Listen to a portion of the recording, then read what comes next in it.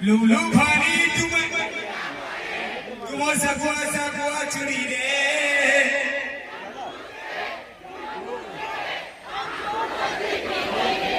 पूरा इतिहास ही हो रहा है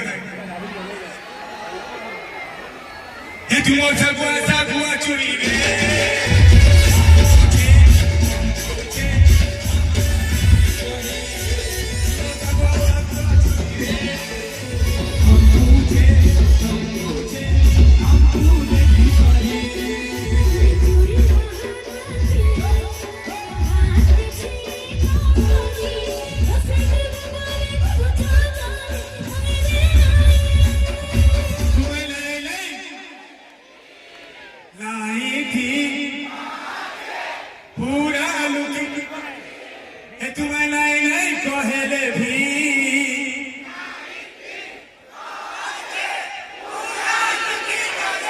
ये और जे तो घरे तुम्हें नहीं कहेले भी